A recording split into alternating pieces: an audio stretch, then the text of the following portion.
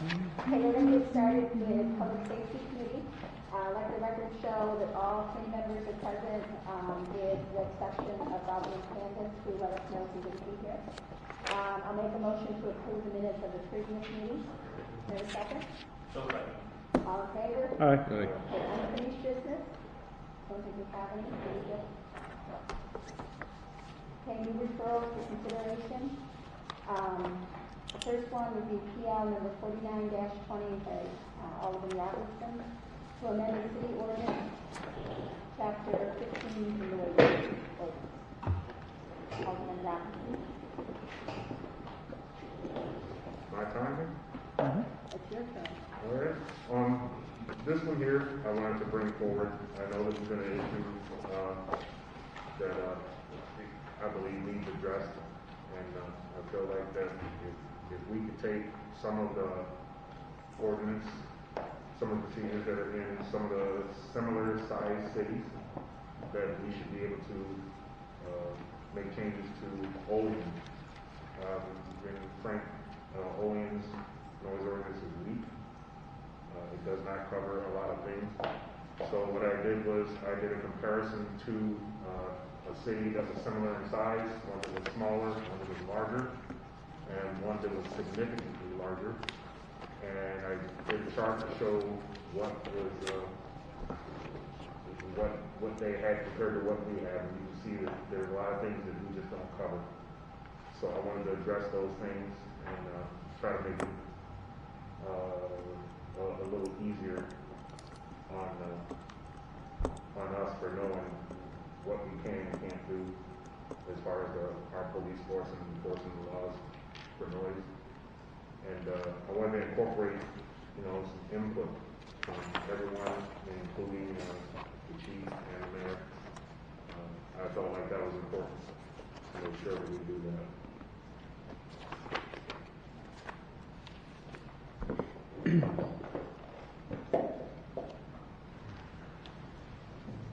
Chief, do you have anything to say on the noise order? Well, I'm not, this afternoon when we talked about this, I made some, he had provided me a copy of this proposed legislation, and I went through and made some notes, and we had a productive conversation today about this, and I raised some issues that were, what I felt was concern and some suggestions. I'm in favor of implementing the noise ordinance, but it's a complex issue, and it's going to require some work on behalf of Nick and myself and Roman to determine, because there's a lot of people who could be affected, and so it's tricky. That's why I haven't done it. I mean, I give him credit, he's tackling a hot button issue right out of the gate. So, I'm in favor of doing it. I think he's done a lot of good work here, and we just have to fine tune it as we move forward. Yeah. Can I ask a question? Oh, I'm sorry. So is this is the new one, right? This is what you're proposing, and then this one over here is what we have, or I'm just trying to. All right. So the one packet I laid in chapter 5. So this is the one I'm proposing to be the new one. Okay. It's going to need some fine tuning and rewording, but for the most part, I can tell you, majority, I'm going to say probably 90% of the wording is direct duplicate of another city. Not my wording, it's their wording. I figure it's not plagiarism as well. So, and there are some areas where I had to incorporate two towns or two cities to cover what I was trying to cover. There are some things that I did not incorporate in as I talked to Chief Raleigh about, and I figured we're going to have to talk about those things, and that was addressing bars. That one is going to be an issue, but I do remember seeing a noise ordinance on that section. I just don't remember where, so I'll go back and research that. And then the second pamphlet was, it was the 4 cities that I pulled plus Olean, and they should all be labeled, and they're all right on there's a website you go on and all the information is out there. you can pretty much pull up any city off that website and search it for their noise ordinance. So one thing that comes to mind as this is, I mean, it's long overdue, but I also believe from our past discussions there are some gray areas that, at least in previous conversations with police chief, and I don't see anything here. I guess I'm trying to understand what the difference is. It was always about like the decibel level, and how do you determine what is breaking the law versus what is not breaking the law? And if I recall correctly, Chief, you were saying, I mean, that some of the mechanisms that measure the sound are unreliable and it's subjective or something along those lines. I guess what is different, or maybe you can speak a little bit to that, Chief. I guess I'm trying to wrap my head around what's different here than what we've discussed previously. The reason that this legislation is so tricky is, like, for example, the New York State Vehicle Traffic Law talks about decibels. Okay. And the distance from the vehicle and what decibel level you can rate it at a certain distance. You have to have a calibrated, certified device to do that, and then measure the, it's hard to prosecute, right? We're not running around with big rulers in our pocket to measure the distance. So in legislation like it's proposed, and here's the tricky part, if you are at home on your front porch and your neighbor is playing his drums in his house with the windows closed, and you are annoyed by that, well, none of the other neighbors may be bothered by it. Or as a citizen, if you want to play your drums in your house, you should be able to do that. With this legislation, that neighbor can make a complaint and you can get arrested for it. The way this is written currently, if you're walking down North Union Street and a car pulls up, and you're within 10 feet of that car and you can hear the music, you can make a complaint against that person.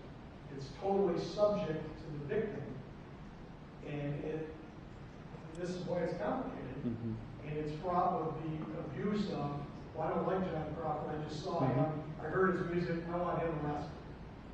Or you have a neighbor dispute, or it might even be in the same household, upstairs, downstairs, tenant.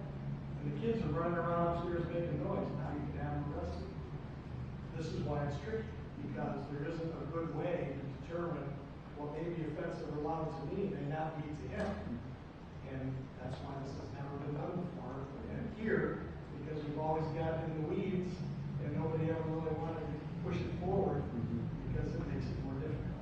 It's like we talked today, over the office and I about the bars, because I remember, you probably all remember Kelly Aiello talking about a complaint she had about good times, way over, way beyond her on Garden Avenue, because the sound travels. Right. And so now are they going to be able to shut down good times from a half a mile away? Right. Because they can hear people talking outside while they're having a drink? Right. Well, the same thing when there's an event at Bradford Stadium, the sound travels down the river, hits the whole city. Right. And at night, I can walk down my front porch and hear the Oilers, everything, the whole game. Right, well, there's an exception in here for public events and sporting events and stuff. Right. I mean, there's some good stuff in here, Yeah. but when you get down to it, if you, what's objectionable to you may not be to the other person, and you're gonna see an increase in people being arrested, some rightfully so, some maybe not. And then when you go to court, how is the judge to determine if the person's guilty or not? Because it's a totally subjective thing. Because they're, and I appreciate him eliminating that decibel. I mean, that's a pain in the butt, and it's not useful. But I think his intent, we spoke today, is the repeat offenders that are habitually just abusing it.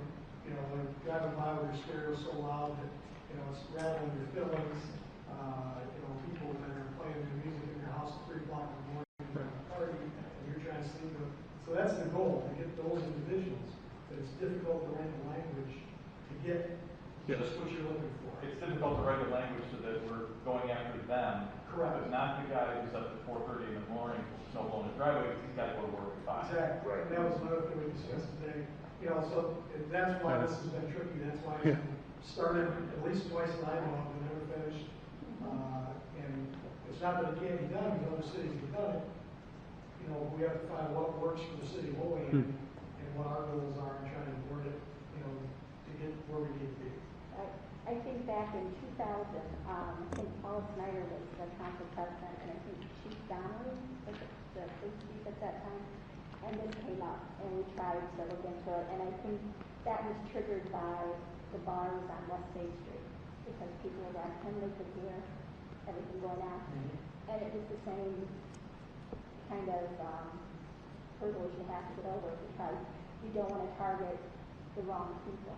And I think that's Well, exactly typically, what we've been using like disorderly conduct, and normally we're able to achieve compliance after we go there a couple of times, we talk to the people, and they stop. But then you have the neighbor that does it like every weekend, you know, and it's a constant problem. I can certainly see where the residents are frustrated because they call the police go down there, nothing really gets done.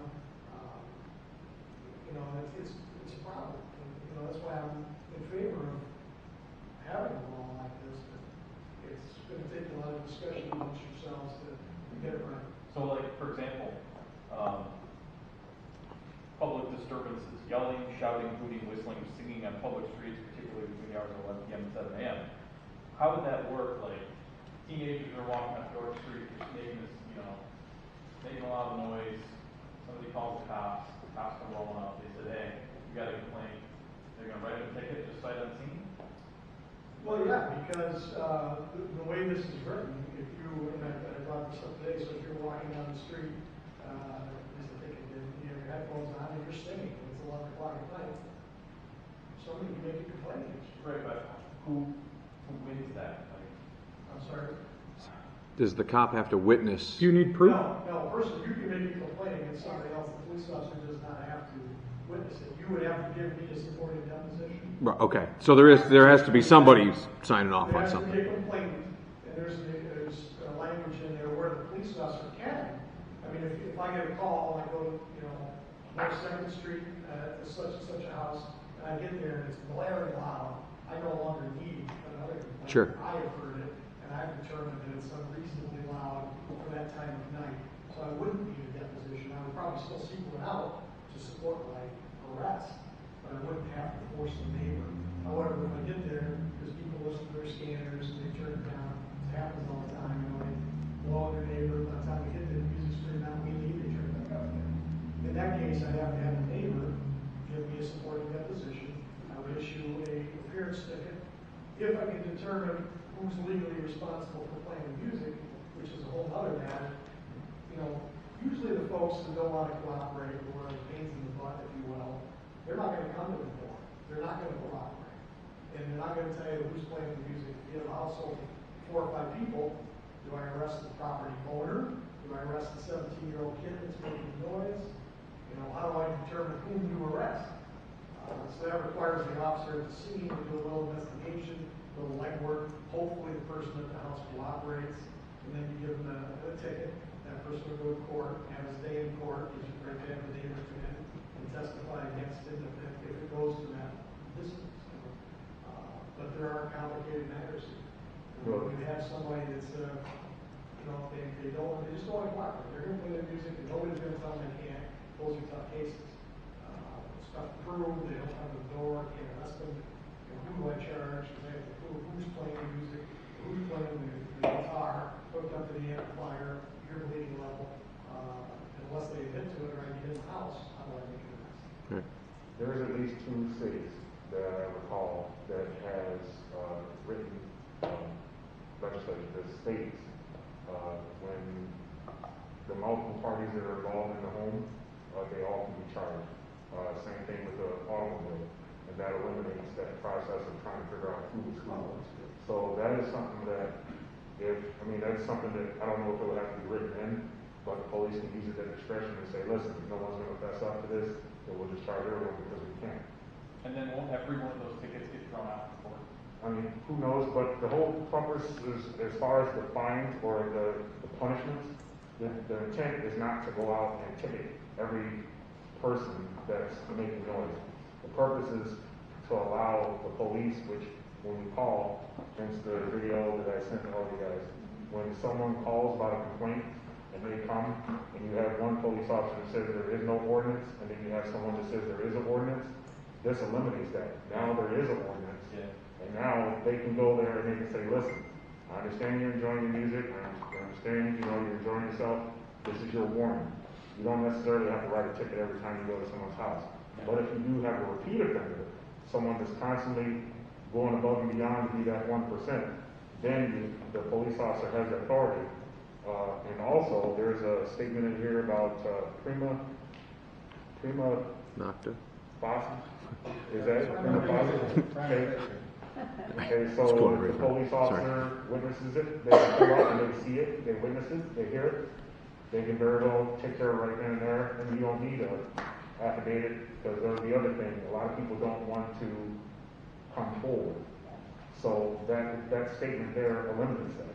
You don't have to have someone come forward, you don't have to have someone fill out an affidavit, you have an officer of the law, represent the city, they'll witness it, heard it. If that person's word isn't good in front of the judge, then we have a whole other issue. I want to be very careful because I don't want this law to, I'm not saying we don't need this, right? I just don't want to create something that's going to enable harassment, right? Of black people. And this reeks of that, right? Like this has rife with all that potential of neighbor on neighbor, police on citizen. Yeah, I mean, there's lost my train of thought, but it's got some very negative potential. And I was just going to ask real quick. When you gather the information, because I know we go on and we get it off the internet, have you talked with any of the mayors or any of the officers in other municipalities? I emailed one gentleman from Buffalo, and I'm waiting to hear a response. I wanted to talk to him about Just to see how it works or if it's not working? yes, because majority of what I was looking for, they have. And just to back it up, I wanted to check the smaller and mid-sized cities, and they also had some of that same language in their noise. So that's why I copied it the way I did. As far as, like I said, as far as the bars, I know I omitted that. And then there was, as far as good times, if I'm not mistaken, then they would fall under concerts, stadiums, and events. There is a clause in there that should cover them as far as bars. But I mean, again, this is just a rough draft. This is something that we can discuss, tweak it how we need it. We can eliminate some things, put some things in how we see fit to make sure that it's right for this city, as the chief stated. No, I agree. John, did you want to ask something? no, yeah, I wanted to just, I guess, offer my support because I do believe that, at least from conversations in the past with the police chief, that we don't have a lot of teeth in our local codes when it comes to noise violations. But there is, and I do think it's going to take a bit of tweaking to find, like Paul said, I don't want to punish the person who, because they had a spat with their neighbor, all of a sudden now their neighbor turns them in if they can, hear the slightest bit of music coming from their house, and we don't want to punish those. We want to go after the repeat offenders, right? The ones who are really driving the entire neighborhood crazy because they have complete disregard for the fact that we live in a neighborhood and in a community. So there's trying to find that balance. And I think this is an awesome start. This is more than I've seen, at least since I've been on the council. And I think, it would be beneficial for all of us to just read it, critique it, mark it up. I would be interested to hear what the comments that the police chief has offered on it, and hopefully move forward. I also want to say, I mean, we live in a city, right? This isn't suburbs. This is not the country. Mm-hmm. There is a certain level of noise intrusion that you have to assume when you live in the city. It's like living next to the river and then like, well, my yard flooded, right? Like that's what there's lots of places to live out in the country. You need silence constantly, right? I don't know. Well, at the very beginning, it talks about ambient noise. For the cities that do not use the decibel rule, they go by ambient noise and unnecessary Loud and unnecessary and unusual noise that disturbs the peace and quiet of the geographical boundaries. So if there's not ambient noise, the noise that you would hear in the background, if there's music rumbling through the valleys from good times, that's considered ambient noise because there's something that's going on right now. You can't control that noise bouncing off of the mountains. Right. So if it was something else where it's just unusual, loud, unnecessary noise, somebody revving their engines constantly, or someone just, playing their music at the highest levels where it's rattling their windows, I mean, that would be unnecessary. So that's where it could be addressed. And again, it's something where we can tweak it to where it's not a ticket or a harshness right off the bat, but maybe a warning. Yeah. And that way it could be addressed. I think when I first moved here, when you would go down to Allegheny, no one sped through there because a lot of people had a respect for those police officers down there. You just wouldn't do it. So same thing can be established here. If you know you come to Olean and there's a noise ordinance, you're not going to come through here blaring. If you are, you're going to get, hey, cut it down. That'll be your warning. After that, you get your ticket, and then the word will get out. People are going to follow the law. So, I was going to say, I blared music on my way here tonight. So. And then 1%, those are the ones that you have to take care of. So that's basically what I'm talking about. I completely agree with the notion that, especially like we've talked about the speeding issue in particular, right? Like trying to push the notion that if that the police department, say, in theory, crack down on speeding, right? What's the city speed limit? 30, 35, whatever it is. 30. And if they started writing 33-mile-an-hour tickets, right? Yeah, it's going to get tossed out, but people are going to know they're not messing around here, right? Right. Just saying in Franklin. Yeah. Those are rules the same way. In Syracuse. You don't speed through there. You don't go 33 in there. They will get you. As soon as you get Franklin, though, right? Everyone slows down. But I don't think it's necessarily this, like apples to apples with this. Like you could think how close so many houses are in the city, right? Like you could just be having a conversation at this level with the windows open, and if your neighbor just doesn't like you for whatever reason, or they're just annoyed by it because it's 10:30, they call and you can get written up for having a conversation with them. Well, I'll echo the police chief. I commend you for tackling this right out of the chute. And this is something that's been going on, back since I was a patrolman in 1974. Noise ordinance in the city, and and it's we need something that's enforceable. Yes. And because driving the street sometime and stopped in traffic, like the truck or the car or whatever pulls up behind you, and the bass is so loud your windows are rattling. That you go to a house, there's a complaint, loud music. The police go there, tell you to turn it down. As soon as they leave, they turn it back up. So you're constantly going back and forth. I see potential here, but when we put this in, that there's an actual warning ticket. The first one's, a warning ticket is issued. A documented one. Yeah. And then that's kept on file. And now, if there's the second time or the third time, now they get their ticket. Yeah. So I see a good potential here, but I agree with everybody that spoke that this needs to be tweaked. And we can also, Vern, we can also get a hold of NICOM and reach out to many cities across the state and see what they're doing, and also seek advice from the NICOM legal staff on this. So I'd be happy to look into that and get you information there. Okay, I appreciate that. Okay. What I appreciate one other thing is the fact that there's time frames that are established here, right? That to what Paul brought up. Yes, we live in a city, right?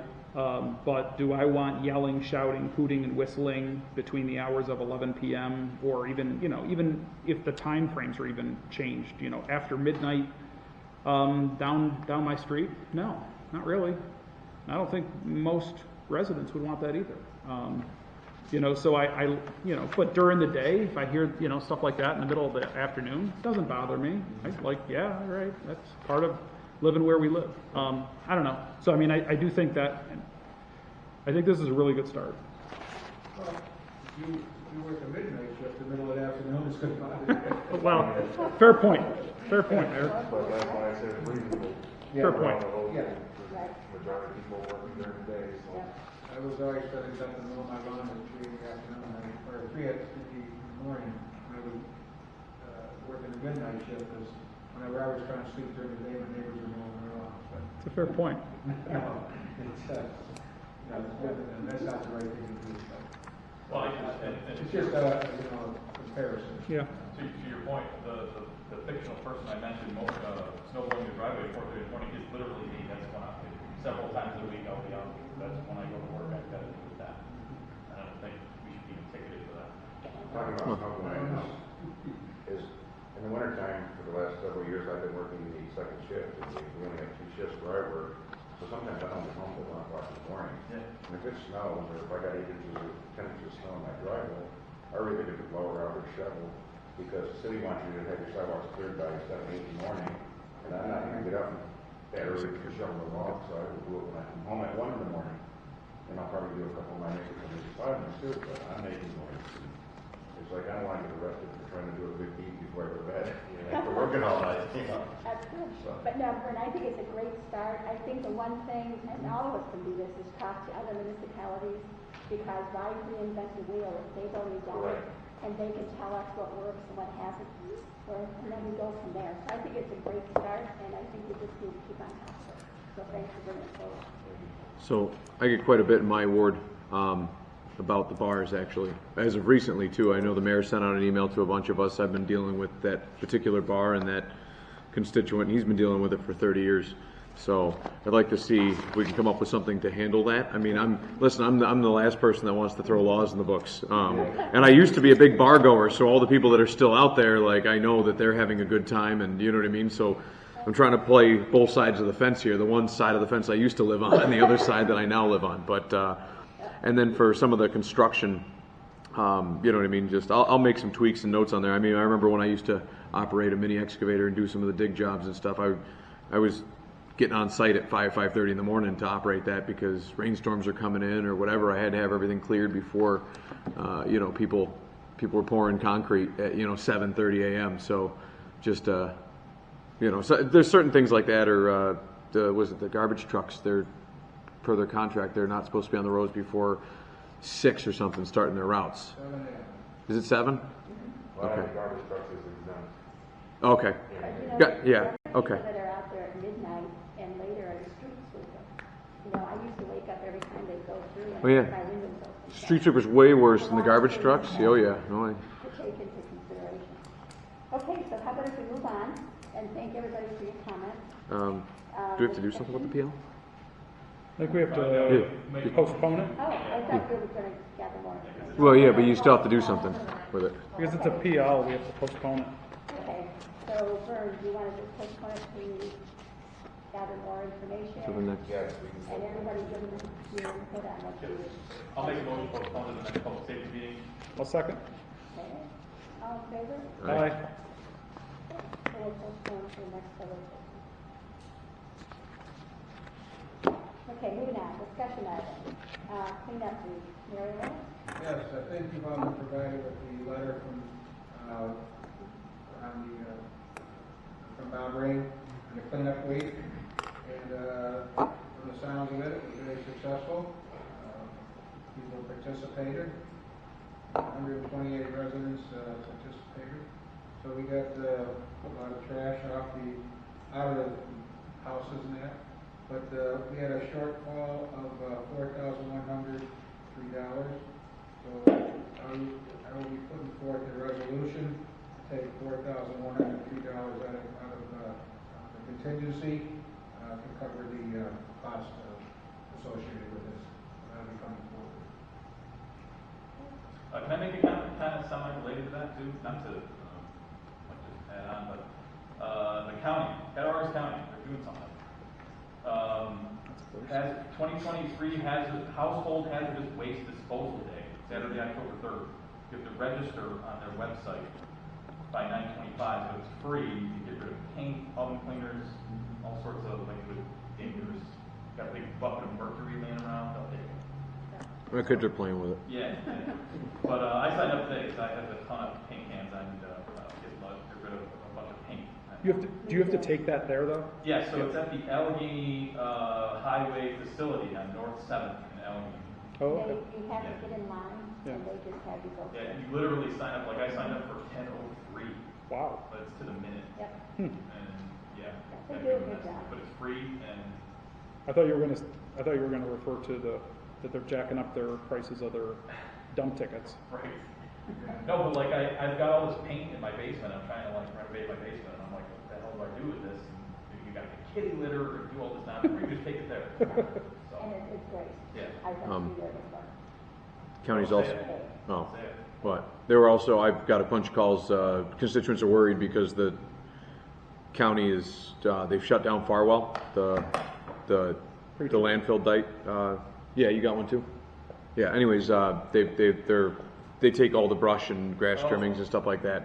And then the transfer stations, they're upping the price of a lot of the different things, and that's being discussed by the county legislature. So I had a few constituents that were concerned about it, and if they don't take leaves for free, then, you know, the cities have to deal with it, and I forwarded them the city garbage contract, let them know. So, you know what I mean? Obviously, some people don't realize that that's built in, so they're just going to dump them in the street, and then we've got to, you know, ticket and.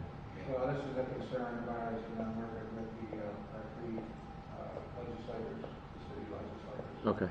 On this too, because this could be an additional cost to the city.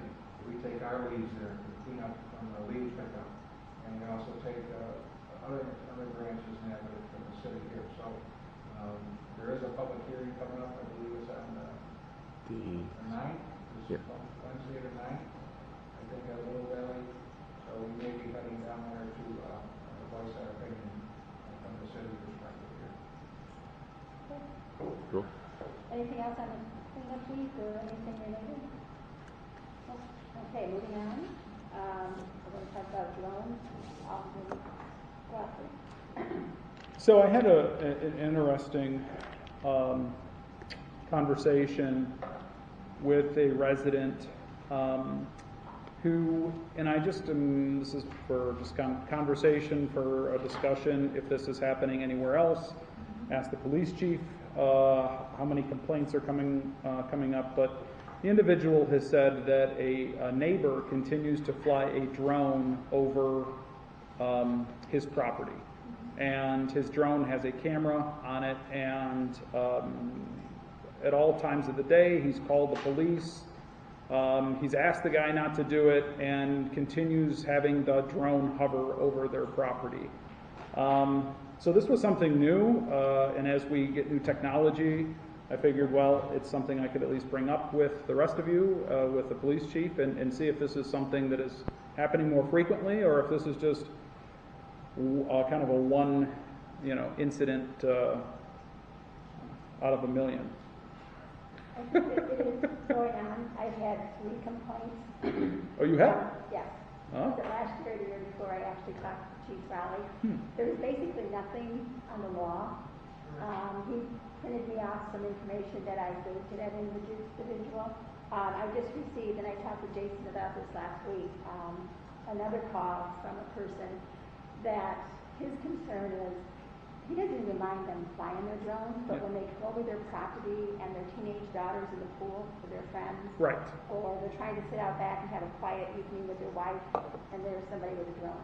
Right. And it's in the residential area. Mm-hmm. So what I did, one of the individuals I talked to had told me about Orchard Park, that they had put something on their books. So I called Orchard Park and I talked to one of the police officers, and he told me basically the drones are regulated by the FAA, and they really couldn't do anything about telling them not to fly in residential areas.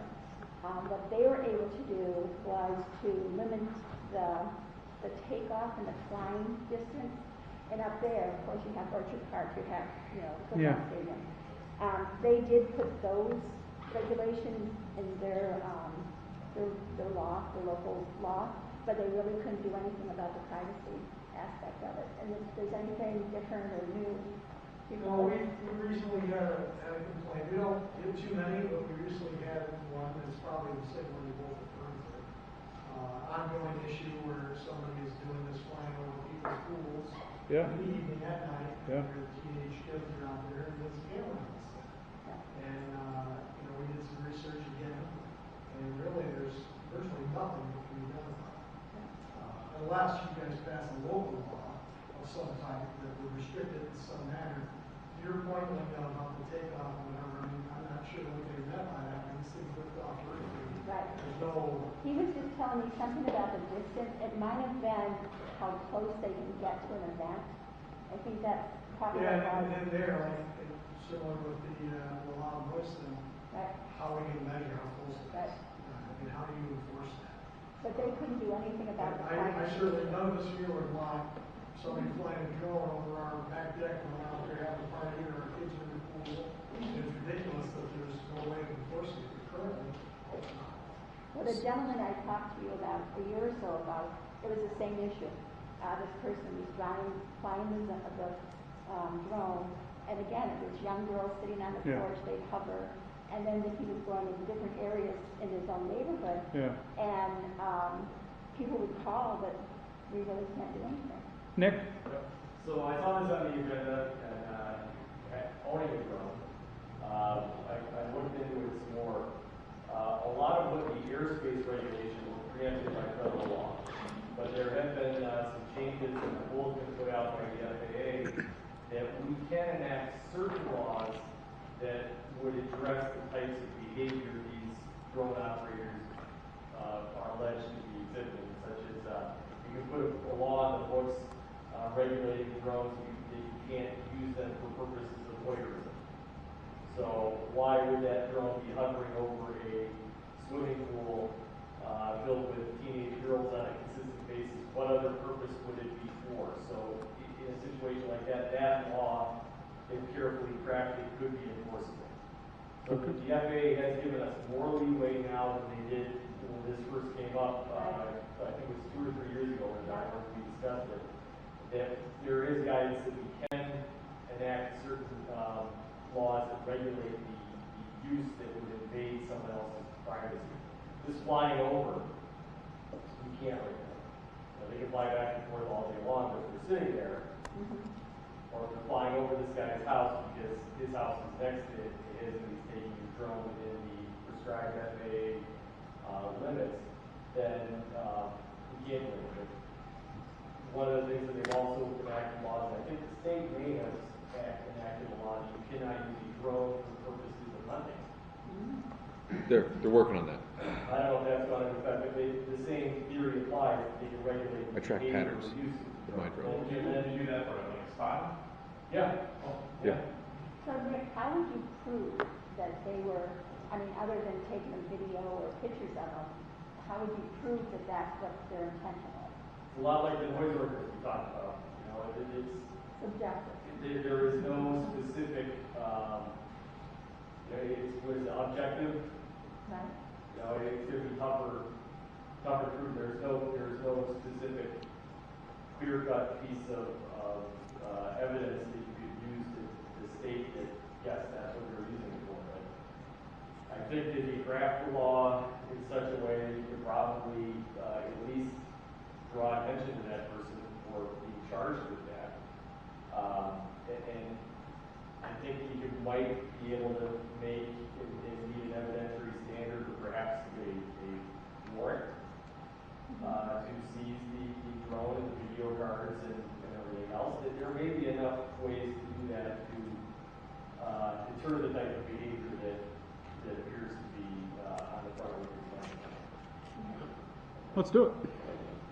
So can we start putting something together? Yeah, I'll start pulling some municipalities that put these laws in place. They may not necessarily be New York, Yeah. but the FAA has given guidance on what is acceptable to them. Right? We'll see what we can do. Would it be acceptable under the law for, I mean, I know you can't have you can't shoot a gun? Can you shoot a BB gun at it? Can you chuck a rock at it? Can you take one of those, you know, I don't know. That would be the same as if you were to smash his windshield on his car. Really? Damage is private property. Yeah. It's Not breaking the You'd law. be charged. it's my airspace. Not your airspace. I know. I know. We should also ban sunglasses, because when I was a teen, I used sunglasses at the beach to do the same thing these guys are apparently doing with drones. So. Thank you, Kevin. Okay. Any other questions or comments on the drone? Okay, the approval of committee reports, do we have any? No? Interesting. Okay, I have a motion to adjourn. Second. Kevin, all in favor? All right. Okay,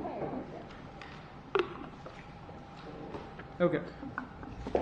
So I'll call to order the strategic planning meeting for Tuesday, September 1st, 2020. Let the record show that all aldermen are present.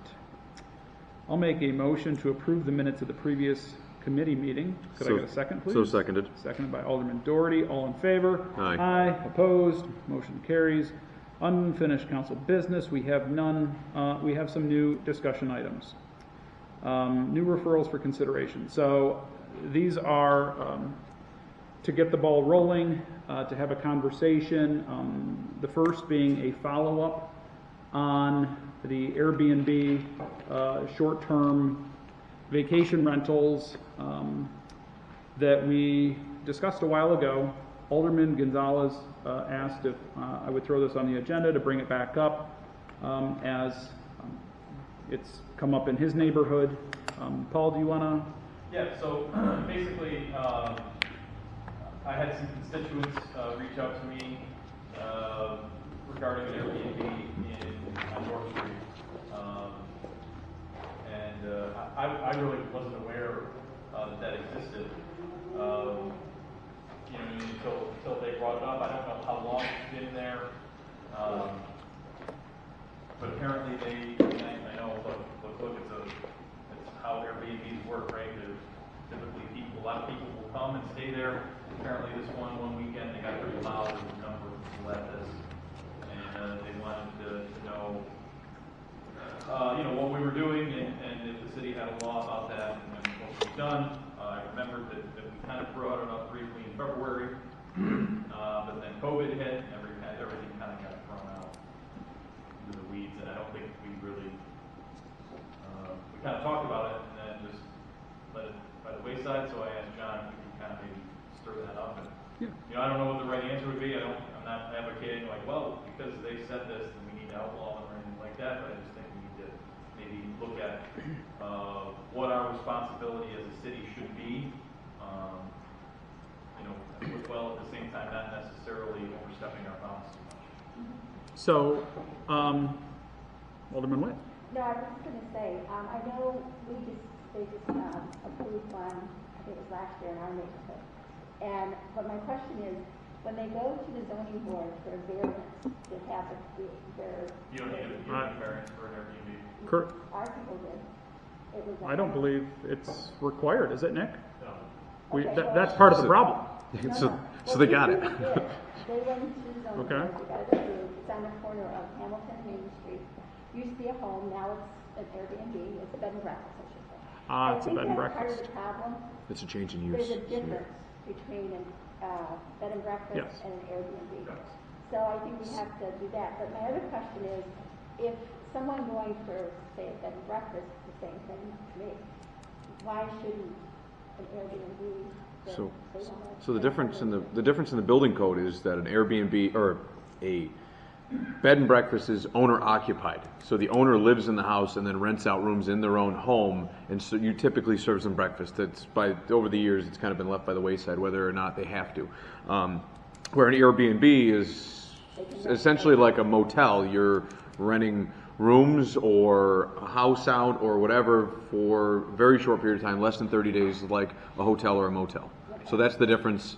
Actually, speaking with EJ and taking that code class, I mean, Airbnb technically should have to go in front of the zoning board because you're switching a house over from a 30-day or more rental to a motel or hotel style use, which requires sprinklers and all sorts of stuff depending on the height of the home and how many bedrooms there is and things like that. So Is that what other communities do though? I mean, is that what almost none of them do, but I don't think so. But if code enforcement wanted to hound down their throats, they could use the New York State Building Code to do that because it would supersede our own codes. So other communities have passed requiring a license to operate a Airbnb or a VRBO. So what I've passed out is, I think it's a good time to bring this back up because I looked it up. So now we have 14 listed Airbnbs in Olean. We have 3 listed HomeAways. Nothing on VRBO. But I think part of it, so I've provided some existing terms that are in our codes. We know what a B&B is. We know what a boarding house is. But again, just like with drones, we have new concepts that are coming into existence that we need to provide definitions for. And I'm taking similar to what Vernon, I'm looking at what other communities have done to address these concerns. And specifically, what is the concern? The concern is that businesses where you have now increased traffic of people who are short-term users coming into different neighborhoods, R1s, R2s, R3s. It's a business. It's a for-profit business, and there's no code. There's no change of use code or variance taking place when someone, I could do it today in my own home. So I think we need to at least get the discussion going, and this is just a rough draft. I want to sit down with the fire chief and code as well as the city attorney to hammer some of this out. But, I think we grandfather in the existing and we look how to improve the code going forward. So, Nick, did you have something to add? Well, that's what you just said, similar to what Alcantara did several years ago. So, back in February, I met with Nick. We looked into things. He looked at Ellicottville as a reference, so I pulled up Ellicottville's, and essentially Ellicottville has excluded certain neighborhoods, and so we could do something very similar, right? Excluding it from an R1, R2, and R3 without the proper variance. So at least they would have to go into the zoning board to receive approval to operate in one of those areas. And the neighbors in the outlying area would have the opportunity to... Exactly. I think, more procedurally, the route you probably want to do is the planning board over the zoning. Okay. Make it a special permitted use under the planning board's authority, because the zoning board's pretty much going to always be confined to the four factors that they have to stick by in issuing a use variance. So if you give it a special use under the planning board will be able to set restrictions on parking, garbage cans, things that involve that and regulating it as a business, and then subject to some sort of licensure scheme where they're inspected once a year by codes or whatever. And that's so exactly, and sometimes I think it might even, once maybe we get some of the concepts written down to reach out to the planning board and ask their for feedback and their opinion as well. So part of the defining what these new businesses are. One is called a short-term rental, which is referred to as shared housing units, which is your traditional Airbnb, while other are more the vacation rental properties that are listed on sites like VRBO and HomeAway. Again, you might be able to operate in the city center or the general commercial district without going through the planning board special use process, establishing restrictions. Maybe there's less restrictions if it is owner occupied, like a B&B. If the owner is on site, maybe there needs to be greater restrictions on whether or not the owner is not occupied. But certainly the key takeaways were as far as requiring annual licensing.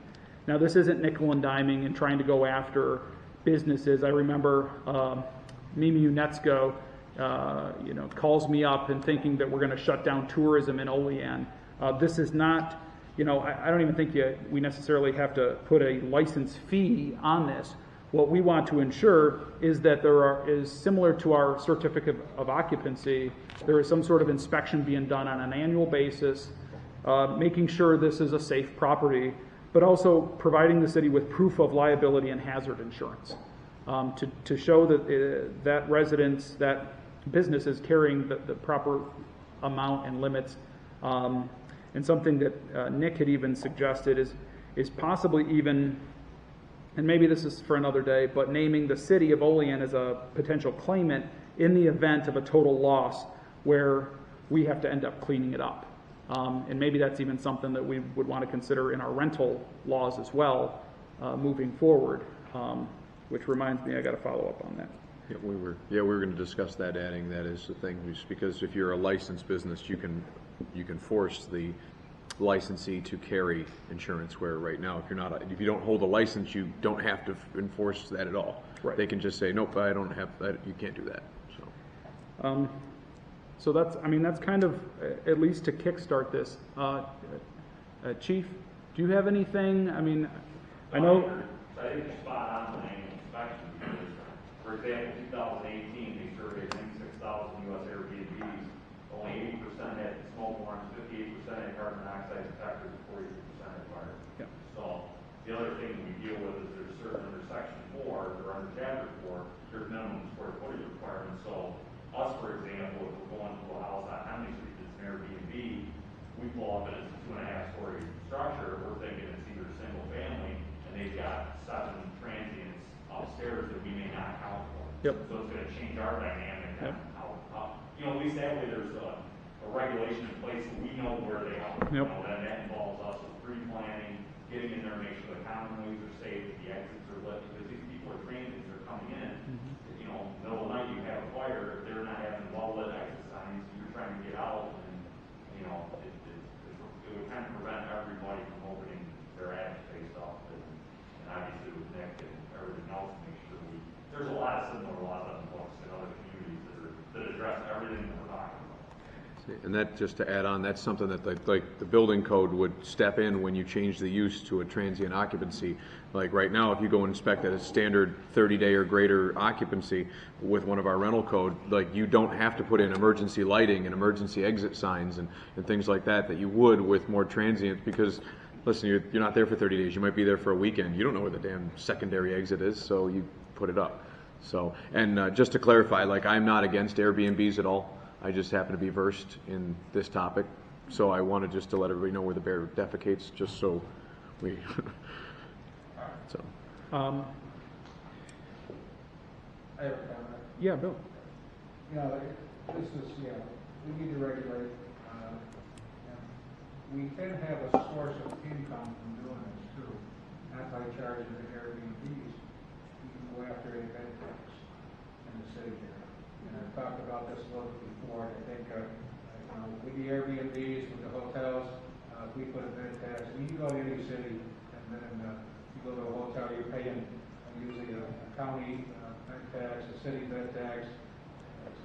And that's not hitting our residents here. It's hitting the people who are staying at those bed and breakfasts. So I think that's a source of income there, and the annual inspection.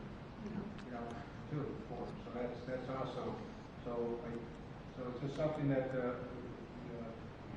should get going on. I'll probably put this on for the next work session for discussing the bed tax and see if we can have Fred try to put together some numbers. And it's going to take not only us to do a local law, but that has to go on.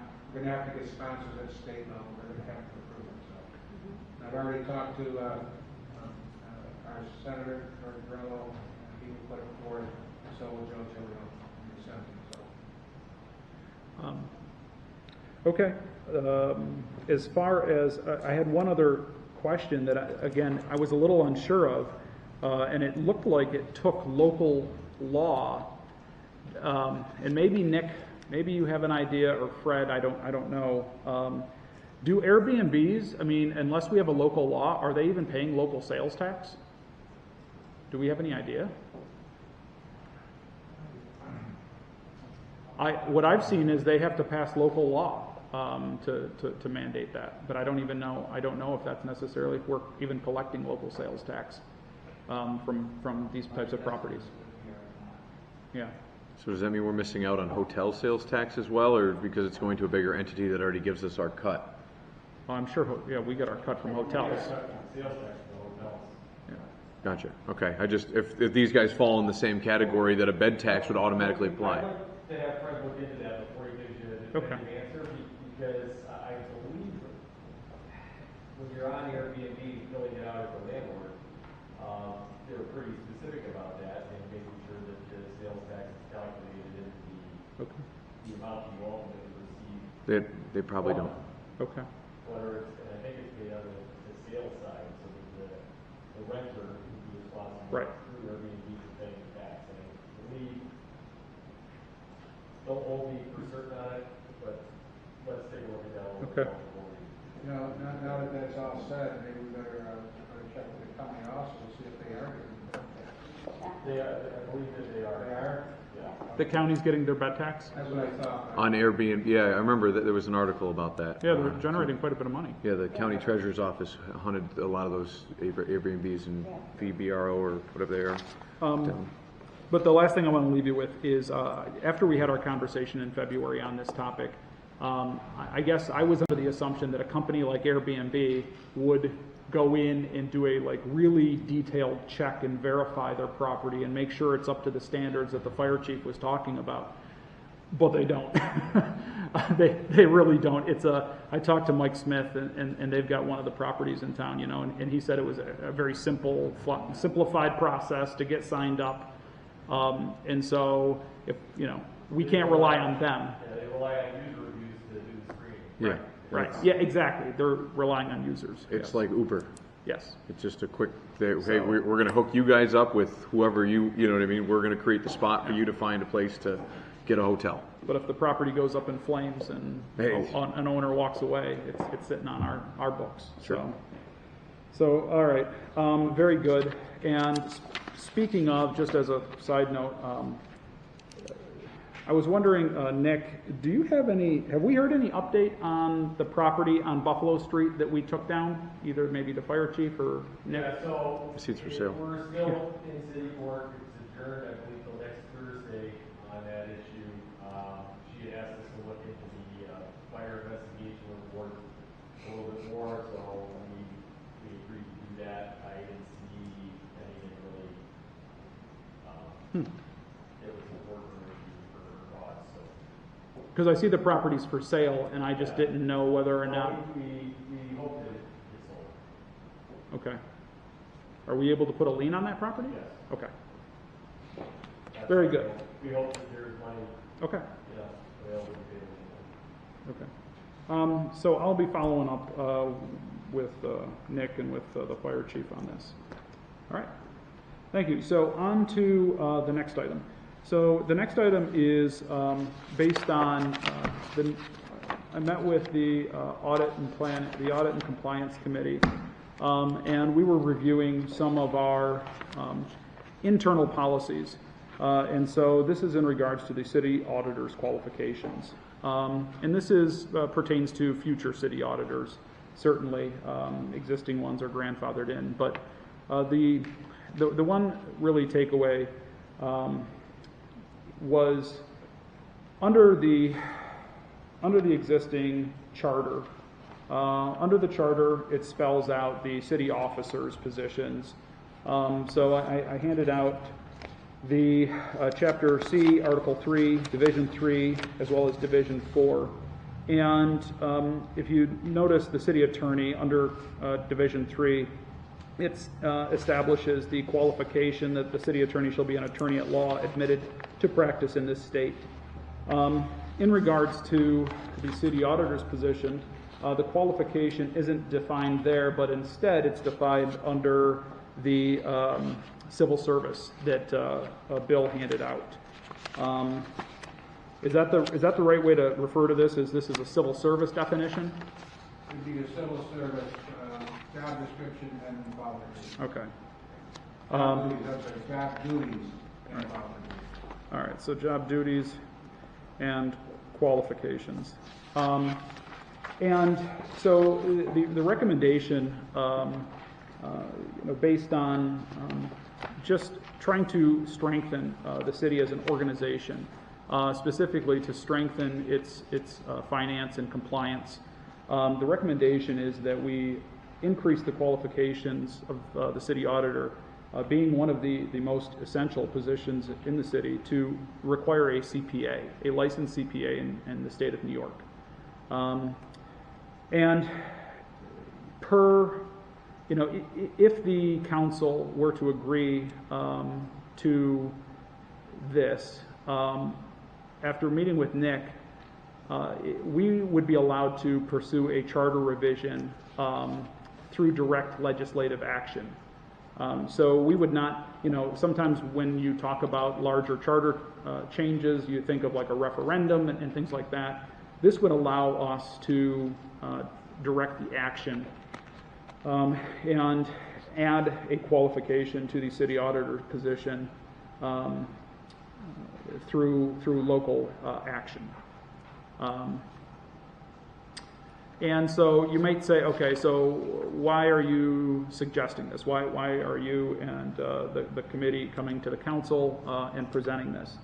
A CPA license carries the same weight of continuing education, of ethical training, of review committees. Well, it's a state license, right?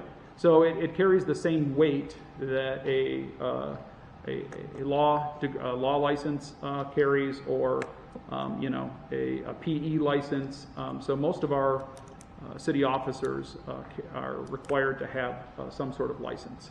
And so to, again, strengthen not only our controls, but our organization, it's my recommendation to ask the council to increase the qualifications to require a licensed CPA. So now I said my piece. Nick? Just a quick update, I think we can talk to this after. Sure. Set that over, but I'm not a civil service law expert. Yes. It may be possible just to do a change to the civil service qualifications, since it is now a civil service qualification. You may not have to specify it in the charter itself, which might make it a little bit easier to achieve what you're trying to achieve. Well, so I thought about that, and if it's easily changed in that regard, is it easily unchanged in that regard? Absolutely.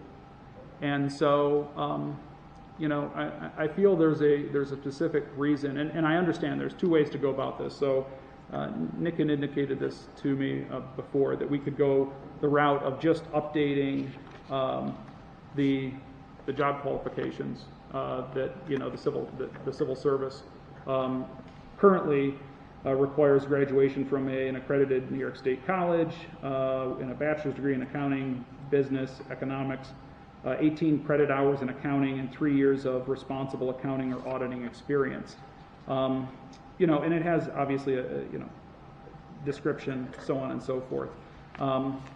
The putting it into the charter, I think, is well worth the effort and the time that it would take, the consideration of the council to spell it out in the charter, because then to undo such a change would, which could be done, but it would take a great deal of effort to undo it. So I think there's a reason why our charter spells out certain qualifications for some of the officers. So I think it's necessary to do that, for this position.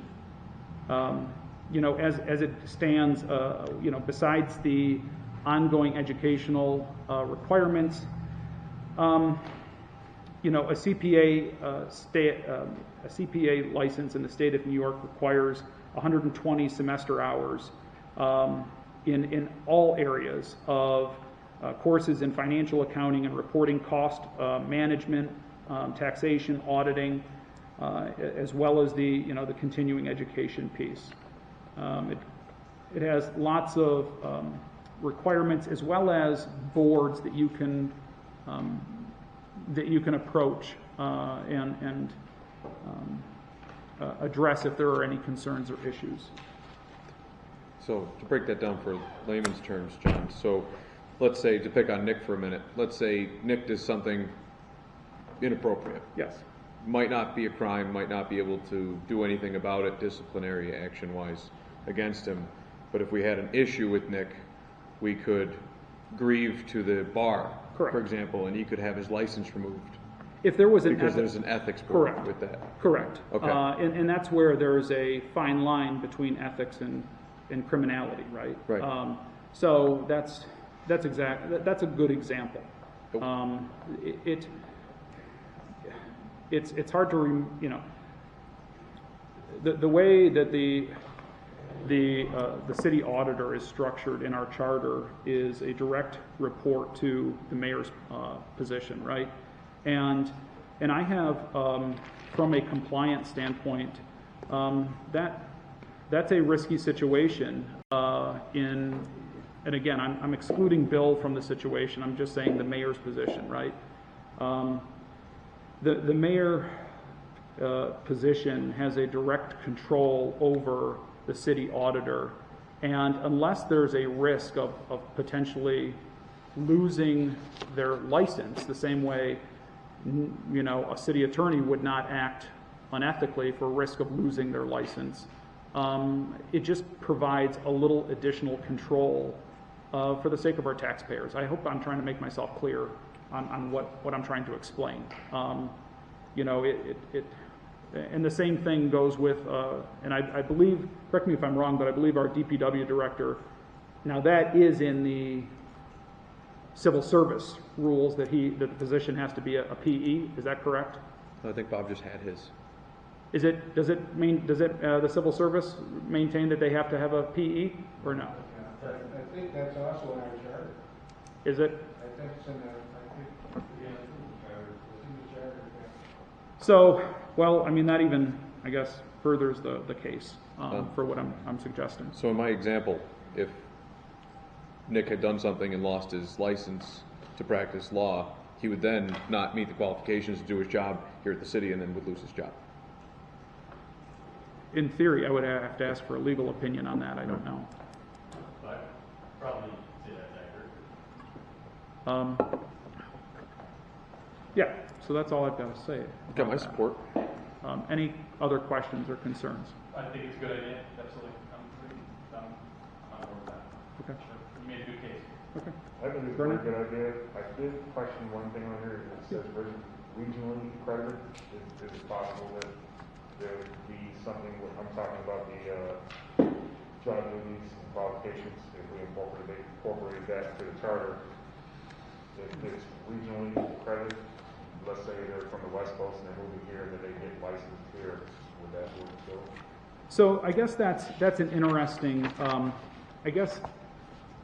so that's something I'll have to address with Nick. If we were to update and require that under the charter, then do we also have to change the requirements under civil service?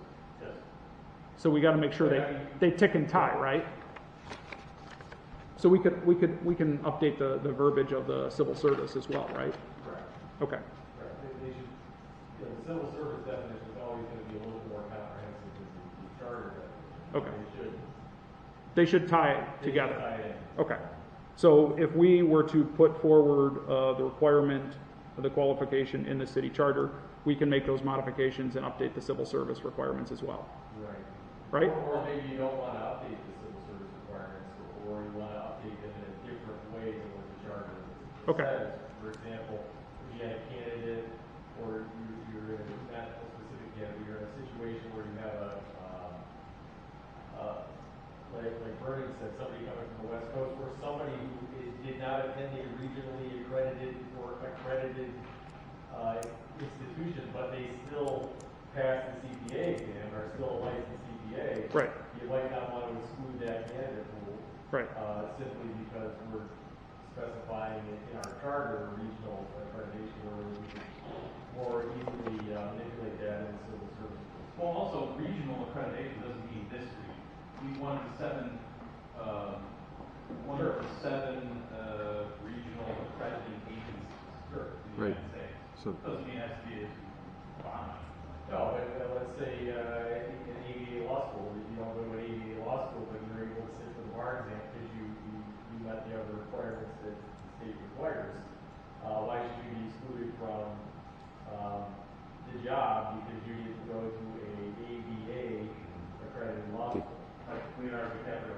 the Frank Abernathy. Yeah.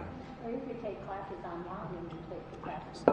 I'm halfway there on that too, Or there Paul. are situations around here Halfway where there. there are people that have not completed law school and have done the apprenticeship program through a law office and have sat in the bar and passed it. It happens. Okay.